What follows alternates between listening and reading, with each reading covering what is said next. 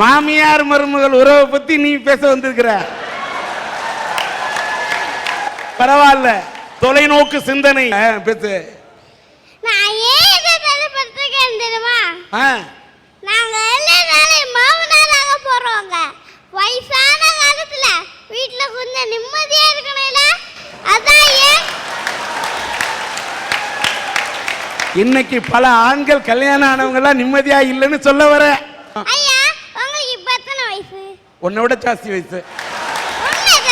வயசா? 50 வயசு ஆகுது. இந்த 50 வருஷத்துல எங்கேயாவது மாமனார் மருமகன் சண்டையை பார்த்திருக்கீங்களா? ஏன் அனுபவத்துல சொல்றியா? நானே இதை பார்த்ததே இல்லை. சொல்லு, சொல்லப்பா, சொல்லுப்பா, சொல்லு. ஏன்னா நமக்கு விட்டு கொடுத்து மனப்பான்மை ரொம்ப அதிகம். ஆனா இந்த தாய்குலங்களுக்கு வைராக்கியம் என்பது வைரம் மாதிரி ஸ்ட்ராங்கா அவங்க கூட ஒட்டி இருக்கிற ஒரு விஷயம். ஊரம்புல ஊட்டி வளர்த்தா தன் பிள்ளை தானா வளரும்னு எங்க ஊர்ல பழமொழி இருக்கு. அதோட அர்த்தம் என்ன தெரியுமா? ஊரார் பிள்ளைய ஊட்டி வளர்த்தா தாம் புள்ள தானா வளரும்னா அதுக்கு அர்த்தம் என்னன்னு தெரியுமான்னு என்ன கேட்கிற. உனக்கு தெரிஞ்சா கொஞ்சம் சொல்லுப்பா. அடுத்த வீட்டு பொண்ண தன் மகளா நினைச்சா எல்லா பிரச்சனைக்கும் கொண்டு போய் இவங்க 2 பேர் பிரச்சனைனால பாதிக்கப்படுகிறது. இவங்க மட்டும் இல்லை, இவங்க 2 மொத்த குடும்பம் நந்து நூலாகுது. கூடவே என் போன்ற குழந்தைகளின் மன நிம்மதியும் பாதிக்கப்படுகிறது. இவங்க 2 பேரும் வாயில ஒடிக்கிறது நிறுத்தினாலே எந்த சமூகம் ஒடிக்காது, எந்த பிரச்சனையும் ஒடிக்காது.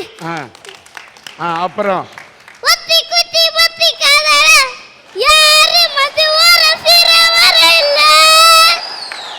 வம்பு தும்பு ஒத்தி காதல யாரு உன்ன உசு வர வர இல்ல. ஐயா, இந்த பாட்டை கவனிச்சீங்களா? ஒத்தி குத்தி தானா பத்திக்குமாயா? ஒத்தி குத்தி தானாவே பத்திக்காது. யாராவது வந்து பத்த வச்சாதான் பத்திக்க. அதே மாதிரி தான் எங்க மாமியார் மருமகள் பிரச்சனை. நிறைய வீட்டுல மாமியார் மருமகள் பிரச்சனை அடுத்தவங்க உசுப்பி விடுகிற அம்பு தும்பா கேட்கிற வேலைதான் இருக்குது. ஏன் அடுத்தவங்க பேசி கேட்டு இவங்க குடும்ப நிம்மதியை கருத்துக்கணும். உருவாய மூட்டை வல்லமல்ல இல்லைங்கிறத இவங்க நல்லா புரிஞ்சுக்கணும். ஐயா, உங்ககிட்ட ஒரு கேள்வி கேட்கிறேன், முடிஞ்சா பதில் சொல்லுங்க, இல்லைன்னா நானே சொல்றேன். சரி, சரிங்க. காசு கொடுத்து வாங்க முடியாத 2 பூ என்னன்னு சொல்லுங்க பாப்போம். நீ ஏன் சொல்ற? நீ சொல்லுப்பா. அன்பு, மன்னிப்பு. இந்த 2 பூ மாமியார் மருமகள் கிட்ட இல்லாத எல்லா பிரச்சனைக்கும் காரணம். இதுக்கு உதாரணமா எங்க ஊர்ல பாட்டி சொல்லி தந்த கதையை சொல்றேன் கேளுங்க. நீங்க இட்லி தோசைக்கு எல்லாம் மாறிப்பீங்க. இட்லி வடை சுடுறதுக்கா? இட்லி தோசைக்கு எல்லாம் மாறிப்பீங்க. கிரைண்டர்ல அரைப்போம். அது இப்போ அதுக்கு முன்னாடி ஆட்டுக்கல்ல அரைப்போம். மிக சரியான பதில். 10 மதிப்பெண்கள் வந்தது.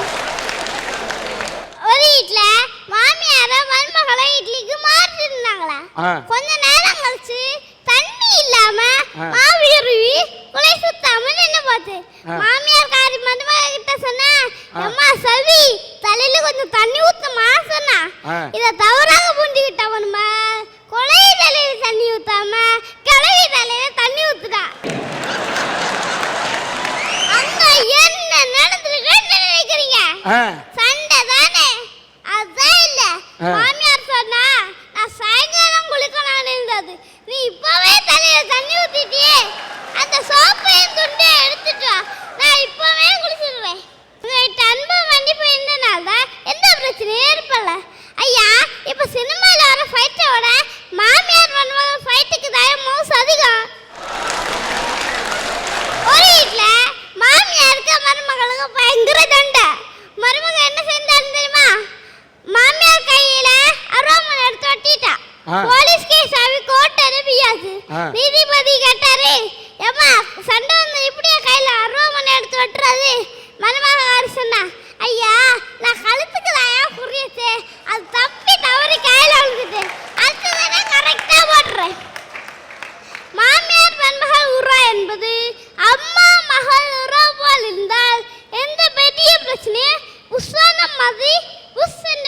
வணக்கம். சன் டிவி அர்த்தரங்கத்தின் மூலமா பார்த்துக்கிட்டு இருக்கிற எல்லா மாமியாருக்கும் மருமகளுக்கும் ஒன்று சொல்ல விரும்புகிறேன்.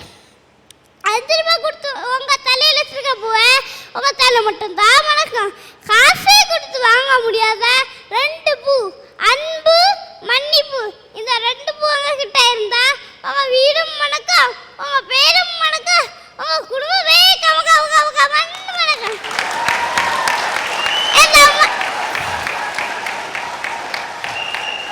என்ன மனசுலயா என்ன மனசுலயா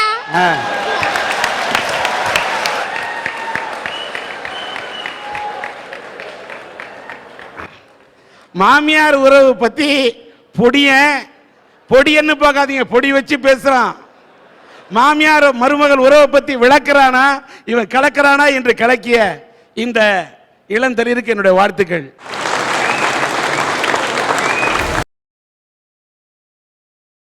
ஐயா, இப்படிதான் ஒரு அரசியல்வாதி ஆளுங்கட்சிக்காரர்கள் ஏதோ போலியோ சொட்டு மருந்து என்று ஒன்றை கொடுத்து கொண்டிருக்கிறார்கள்.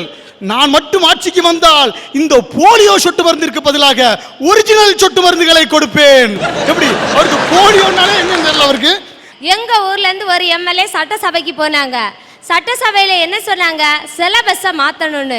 இவர் நினைச்சாரு சிலபஸ்னா பஸ் தான் சொல்றாங்கன்னு நினைச்சு சிலபஸ் இல்ல, தமிழ்நாட்டில் உள்ள எல்லா பஸ்ஸும் மோசமா தான் இருக்கு, எல்லா பஸ்ஸையும் மாத்தணும்னு சொன்னாங்க. அதுதான்மா அரசியல்வாதி. நல்ல அரசியல்வாதிகள் இருக்கதான் செய்யறாங்க. இன்னைக்கு பக்கத்தில் இருக்கிறாங்க இல்லையா, திருவட்டார் தொகுதி, அந்த தொகுதியில இருந்தாரு 4 தடவை எம்எல்ஏ இருந்தார் ஒருத்தர், நம்ம ஹேமச்சந்திரன் அப்படின்னு சொல்லிக்கிட்டு. அவரு இறந்து போறச்ச என்ன சார் கொண்டு போனாரு, வெறும் இந்த மக்களோட வெறும் அன்பு மட்டும் தான் கொண்டு போனாரு. அவரை பாடியை கூட அவருடைய கட்சி ஆபீஸ்ல இருந்தாங்க எடுத்துட்டு போனாங்க. அதே தொகுதியில் இன்னைக்கு லீமா ரோசன் ஒரு எம்எல்ஏ இருக்கிறாங்க. சாதாரண செங்கல் சூளை தொழிலாளியோட மகள். அவங்க எம்எல்ஏ ஆன பிறகும் இந்த செங்கல் சூளையில தான் அவங்க அம்மா இன்னைக்கு வேலை பார்த்துட்டு இருக்கிறாங்க. இந்த எம்எல்ஏவும் அந்த சாதாரண குடிசை வீட்டில் இருந்து தான் சட்டசபைக்கு போயிட்டு வர்றாங்க. ஐயா ஐயா, இன்னைக்கு மக்களோட மனசை புரிஞ்சிக்க தெரியாத அரசியல்வாதிங்க இருந்தாங்க ஐயா. அன்னைக்கு நம்ம கல்வி கண் திறந்த காமராஜர் சொல்லுவோமே, ஆனா நான் ஒருபடி மேல போய் தவிச்ச வாக்கி தண்ணி தந்த காமராஜர்னு சொல்லுவோம் ஐயா. காரணம் என்னன்னா, இன்னைக்கு தமிழ்நாட்டில் மக்கள் ஓரளவுக்காவது தண்ணி பஞ்சம் இல்லாம இருக்காங்கன்னா அவர் கட்டி வச்ச 90% அணைக்கட்டுகள் தான் ஐயா அதுக்கு காரணம். இந்த சாதாரண மக்களோட திறமையை கூட இன்னைக்கு அரசியல்வாதிகள் புரிஞ்சிக்காம இருக்கிறாங்க ஐயா. கடைசியா ஒரு விஷயம் சொல்றேன். அதாவது இந்த விளக்கு பாத்தீங்கன்னா இது ஒரு சாதாரண விளக்கு தான் ஐயா. இந்த விளக்க கஜேந்திரன் ஒரு சாதாரண ஒரு குயவன் பண்ணாரு. இந்த கஜேந்திரன் கிட்ட இருந்து தான் நான் இந்த மண்ணுனால செய்யப்பட்ட சாமி சிலைகள் இந்த மாதிரி பொருட்களை நான் வச்சு பத்மாவரத்து அரண்மனை முன்னாடி ஒரு கடை வச்சிருக்கிறேன். அங்க வச்சு விற்பனை பண்ணிட்டு இருக்கிறேன். பொதுவா விளக்குனா மேல மூடிய ஓபன் பண்ணி அதுல எண்ணெயை விட்டு அதுல திரிய பத்த வச்சோம்னா எரியும். ஆனா இந்த விளக்குல தலைகீழா தான் எண்ணெயை விடணும். எண்ணெயை விட்டு அடுத்த நிமிஷமே கவுத்தினாலும் அந்த எண்ணெய் ஒரு சொட்டு கூட கீழே வராது ஐயா. இதை நான் உங்களுக்கு அவர் பண்ணி காட்டுறதை உங்களுக்கு பண்ணி காட்டுறேன். படிங்க.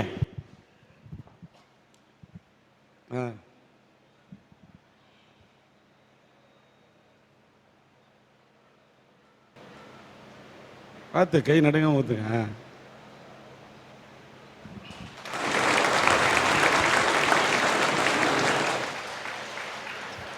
இது ஒரு சாதாரண ஏழை குயவனோட ஏழை தமிழனோட கலைநுட்பம் ஐயா. ஆனா இதை செஞ்சுக்கிட்டு அவர் லோக்கல்ல ஒரு அரசியல்வாதிகிட்ட போய் காட்டுறாரு. ஐயா, இதை கொண்டு தமிழ்நாட்டில் பூம்புகார்னு ஒரு ஸ்தாபனம் இருக்கு, இந்த கலைப்பொருட்கள்லாம் விற்கக்கூடிய ஸ்தாபனம், அங்க கொண்டு இந்த விளக்கை வைக்க முடியுமான்னு கேட்கிறாரு. அவர் சொல்ல, வடப்போயா இந்த விளக்கெல்லாம் கொண்டு யாரையா விற்பாங்க அப்படின்னு உதாசீனப்படுத்திட்டாரு ஐயா. ஆனாலும் என்கிட்ட காட்டினாரு, எவ்வளவு விளக்கு இருக்கோ கொடுங்க, ஏன் கடையில் வச்சு நான் விற்கிறேன்னு சொல்லிட்டு அந்த விளக்குகளை எல்லாம் வாங்கிட்டு வந்தேன் ஐயா. இன்னைக்கு ஏன் கடையில் வச்சு இதை விற்கிறேன். இந்த விளக்குனுடைய ரசிகர்கள் ஆஸ்திரேலியாவில் இருக்கான், கனடாவில் இருக்கான், பிரான்ஸ்ல இருக்கான், பாரிஸ்ல இருக்கான். டெய்லி இந்த விளக்கு விமானம் ஏறிட்டு இருக்கு ஐயா. இந்த மாதிரி ஒரு தொழில்நுட்பமான ஒரு விளக்க பண்ண கஜேந்திரனை நான் புரிஞ்சுக்கிட்டேன். இந்த அரசாங்கமும் புரிஞ்சுக்கிடணும். இந்த மாதிரி மக்களோட திறமையை ஊக்குவிக்கணும். அப்பந்தான் தமிழனோட கலைத்திறமை உலகம் அனைத்துக்கும் தெரியும். ஐயா, இன்னைக்கு இருக்கிற இளைஞர்களுக்கு அஜித் விஜய் மாதிரி நடிக்கவும் தெரியும், அப்துல் கலாம் மாதிரி நடக்கவும் தெரியும். அப்துல் கலாமுக்கு கூட அப்புறமா தான் ஐயா கைத்தட்டல் வருது. சினிமா நடிகையோட பேரை சொன்னா என்ன சிறப்பா கைத்தட்டல். அது கீழே இருந்து விட வரதை விட மேலே இருந்து வருதியா. வசீகரான்னு பாடவும் தெரியும், வாஜ்பாயோட கவிதைய கேட்கவும் தெரியும். வயகரா பத்தி புரிஞ்சுக்கவும் தெரியும். ஆமா. விட்டுட்டியா அத? வசீகரா பாட்டை போடுற வயகரா மறந்துட்ட. ஓகே. மல்ல மல்ல மருதமல்லன்னு ஆடவும் தெரியும், மல்லேஸ்வரி மாதிரி இந்தியாவை தூக்கி நிறுத்தவும் தெரியும். எங்களுக்கு கடந்த கால பயமும் இல்ல, எதிர்கால அச்சமும் இல்ல. இந்த நாள் இனிய நாள் வாழ்வான் பாத்தீங்களா ஐயா, அவன் தான் என் இளைஞன். ஓகே ஐயா, இன்னைக்கு உலகம் யாரத்தான் புரிஞ்சுக்கிடுது? உலகம் உருண்ட நறு கலிலியோ, மக்கள் அவரை கல்லால் அடிச்சாங்க. ஏன், எதுக்கு, எப்படி இப்படிலாம் கேள்வி கேட்கணும்னு சொன்ன சாக்ரட்டிஸுக்கு விஷம் கொடுத்து கொன்னாங்க. இப்படி பெரிய பெரிய மேதாவிகளையே இந்த உலகம் புரிஞ்சுக்கிடலையே, எங்களை மாதிரி இளைஞர்களை மட்டும் இந்த பெரியவங்க என்ன புரிஞ்சுக்கவா போறாங்க? ஐயா, இன்னைக்கு பெரியவங்க அத்தனை பேரும் பிள்ளைங்க எப்படி இருக்கணும்னு நினைக்கிறாங்க தெரியுமா? தெருவுல வித்த காட்டுறவன் ஒரு குரங்க கூட்டிட்டு வரான்னு வச்சுக்குவோம். அந்த குரங்கிட்ட என்ன சொல்லுவான்னா, ராமா ஐயாக்கு ஒரு கும்பிடு போடு ராமா அப்படிமா. அது அழகா கும்பிடு போட்டு காமிக்கும். ராமா ஐயாட்ட இருந்து பழத்தை வாங்கி சாப்பிடு அப்படிமா. அது அழகா பழத்தை வாங்கி சாப்பிடும். இதே மாதிரி தான் இன்னைக்கு பெரியவங்க அவ்வளவு வரும். காலையில ஆனா ஓடுறாமா ஓடுறாமா ஓடுறாமான்னு ஸ்கூலுக்கு வரட்ட வேண்டியது. பிள்ளைங்க வந்த உடனே சாப்பிட்றாராமா சாப்பிட்றாராமா சாப்பிட்றாராமான்னு சொல்ல வேண்டியது. மறுபடியும் டியூஷனுக்கு ஓடுறாராமா ஓடுறாராமா ஓடுறாராமான்னு வரட்ட வேண்டியது. இப்போ வித்த காட்டுறவனுக்கும் பெரியவங்களுக்கு என்ன வித்தியாசம்? அவங்க என்ன நினைக்கிறாங்கன்னா, நான் தான் இந்த பிள்ளைய படிக்க வைக்கிறேன், நான் தான் இந்த பிள்ளைக்கு சாப்பாடு போடுறேன், நான் என்னெல்லாம் நினைக்கிறேனோ அது அத்தனை இது செய்யணும்னு நினைக்கிறாங்களே தவிர, அந்த இளைஞர்களுக்கு ஒரு ஆசை இருக்கு, அவங்களுக்கு ஒரு கனவு இருக்குங்கிறத புரிஞ்சிக்க மாட்டேங்கிறாங்க ஐயா. இன்னைக்கு பெரியவங்க அவ்வளோ பேர் படம் பார்க்குறாங்க. அப்படியே நம்ம எம்ஜிஆரும் அப்படியே நம்ம சரோஜா தேவியும் வந்து டூயட் பாடினாங்கன்னு வச்சுக்கோங்களேன், அங்க ஒரு பெரியவருக்கு சிரிப்பா பாருங்க. அப்படியே டூயட் பாடினாங்கன்னு வச்சுக்கோங்களேன், வாய் அப்படி திறந்து வச்சுட்டு படம் பார்ப்பாங்க. சேருவாங்களா மாட்டாங்களா சேருவாங்களா மாட்டாங்களா? ஆனா தான் வீட்டுல ஒரு இளைஞன் வந்து நின்று கட்டுனா இவளைத்தான் கட்டுவேன், கட்டுனா இவனைத்தான் கட்டுவேன்னா அவன் மனசை புரிஞ்சு கெட்டி வைக்கிற பெரியவங்க எத்தனை பேர் இருக்காங்க? இன்னைக்கு படத்தை பாக்குறாங்க பெரியவங்க. பாக்குற நேரம் சில காலேஜ் எல்லாம் காட்டுறான் படங்கள்ல காலேஜ் எப்படி தெரியுமா காட்டுறான்? அப்படியே பச்சை பசேல்னு ஒரு 4 மரம் உள்ள ஒரு 10 கிளாஸ் ரூம், எல்லாரும் கிளாஸ்க்குள்ள போயிருவாங்க. ஆனா ஹீரோ ஹீரோயின் மட்டும் எல்லா படங்கள்லயும் லேட்டா தான் வருவாங்க. ஹீரோ அங்க இருந்து ஓடி வர, ஹீரோ இங்க இருந்து ஓடி வர, பேக்ரவுண்ட்ல ஒரு மியூசிக் ஓடும், நம்தன நம்தன நம்தன நம்தன போய்கிட்டே இருக்கும். வழக்கமா நம்ம வாத்தியார் வருவாரு, வந்த உடனே அவரு கேட்கிற முதல் கேள்வி என்ன தெரியுமா ஐயா? காதலை பத்தி என்ன நினைக்கிறீங்க? படங்கள்ல வளர வாத்தியாரு உடனே நம்ம ஹீரோ அப்படியே எந்திப்பாரு, எந்திச்சு ஒரு கேவலமான லுக்க ஹீரோயினுக்கு கொடுப்பாரு, கொடுத்துட்டு ஏதாவது ஒண்ணு சொல்லுவாரு, அது நமக்கு வேண்டாம். இத பாக்குற பெரியவங்க என்ன தெரியுமா நினைக்கிறாங்க? காலேஜ்னா இப்படித்தான் இருக்குமோ, நம்ம பிள்ளையும் காலேஜுக்கு போனா உருப்படாது போல, அதை ஒண்ணு அனுப்ப வேண்டாம். இப்படி தான் பிள்ளை மேல நம்பிக்கையே இல்லாம தப்பா புரிஞ்சுக்கிற பெரியவங்க எத்தனை பேர் இருக்காங்க தெரியுமா? எங்க ஊர்ல நடந்த உண்மை சம்பவம் ஐயா. 12ஆம் கிளாஸ் படிக்கிற பிள்ளை 1000 சில்லற மார்க் எடுத்திருந்தா, ரிசல்ட் வர்றதுக்கு முன்னாடி கல்யாணம் பண்ணி கொடுத்துட்டாங்க. நாங்களும் கேட்டோம், ஏம்மா நல்லா படிக்க பிள்ளையாச்சா ஏன் படிக்க வைக்கலன்னு. உடனே அவங்க என்ன தெரியுமா சொன்னாங்க? இன்னைக்கு காலேஜ் எல்லாம் ரொம்ப மோசமா இருக்கு, பிள்ளைய படிக்க வச்சா கெட்டு போயிருவா. தான் பிள்ளைய புரிஞ்சிக்காம தான் பிள்ளைய நம்பிக்கை இல்லாத இந்த பெரியவங்களாயா இந்த இளைஞர்கள் முன்னேற போறாங்க. ஐயா, இந்த கன்னியாகுமரி மாவட்டத்துல ஒரு 15-20 ஆர்ட்ஸ் அண்ட் சயின்ஸ் காலேஜ் இருக்குது ஐயா. அதுல 5 காலேஜ் வெறும் பொம்புள்ளே படிக்கக்கூடிய காலேஜ் ஐயா, வெறும் பொம்புள்ளே படிக்கக்கூடிய. அது கூட பரவாயில்ல ஐயா, மீதி இருக்கக்கூடிய காலேஜ்ல ஆம்பளைகளை விட ரொம்ப அதிகமா படிக்கிறது பொம்புள்ளை ஐயா, பொம்புள்ளை. சும்மா சொல்லலாம் ஐயா.